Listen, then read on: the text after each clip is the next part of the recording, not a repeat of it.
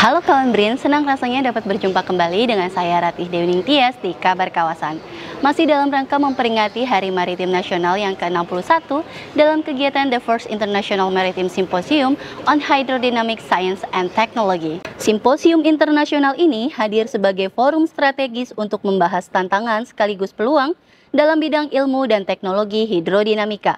Bidang ini semakin penting di tengah kebutuhan dunia terhadap energi laut berkelanjutan, ketahanan iklim, sistem transportasi air, hingga rekayasa kelautan modern. Jadi kita hari ini mengadakan International Maritime Symposium Hydrodynamica Science dan Teknologi 2025, di mana merupakan ajang pertemuan antara dunia usaha, industri baik dalam maupun luar negeri,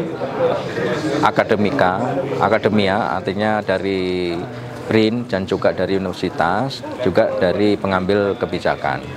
Nah, ini merupakan sarana yang baik untuk memperkuat ekosistem riset, di mana organisasi riset energi dan manufaktur saat ini menggalakkan yang namanya skema co-development, yaitu riset-riset berbasis kebutuhan strategis. Kebutuhan strategis dari industri maupun dari perencanaan nasional. Nah, dalam melakukan riset tentu kita perlu kolaborasi di sini khususnya dengan industri dan nanti juga didukung dari kebijakan.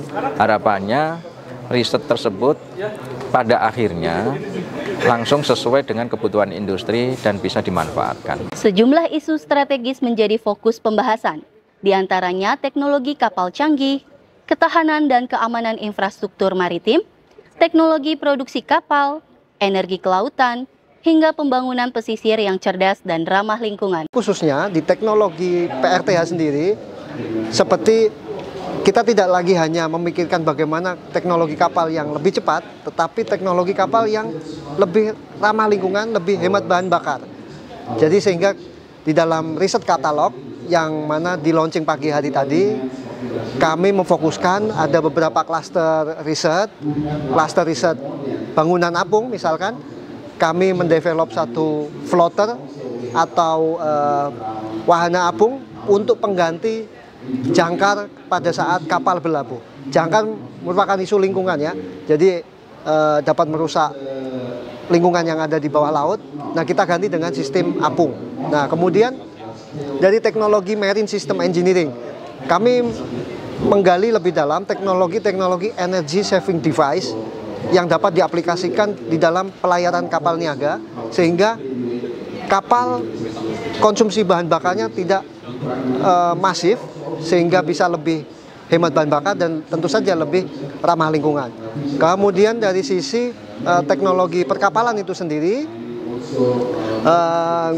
ada banyak di belakang saya contoh desain kapal yang saat ini masih dalam proses lisensi. Kemudian teknologi infrastruktur kawasan pesisir itu juga menjadi salah satu fokus kami. Di antaranya unit lapis lindung, kemudian penataan pesisir itu sendiri, bagaimana kawasan pesisir yang rentan terhadap bencana banjir, rob, kemudian tsunami, itu juga menjadi salah satu fokus kami. Dan yang terakhir,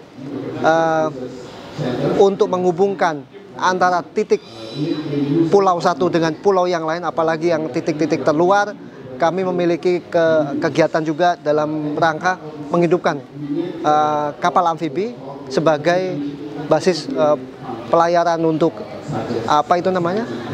daerah terluar. Menurut aku kesan acara ini sangat berilmu ya, sangat berisi dan membuka kita ke banyak banget teknologi dan pengembangan baru di dunia maritim. I think it's very nice to have this event because it's managed to bring together everyone, to meet everyone under one house and to discuss in detail what's happening within the industry. So I think it's good to have this event every year so that we know what's happening all year throughout within the industry. Sekian kabar kawasan kali ini. Saya Ratih Dewi Ningtyas mewakili seluruh kru yang bertugas pamit undur diri. Riset dan inovasi untuk Indonesia Maju, BRIN TV, TV Riset, Zaman Now.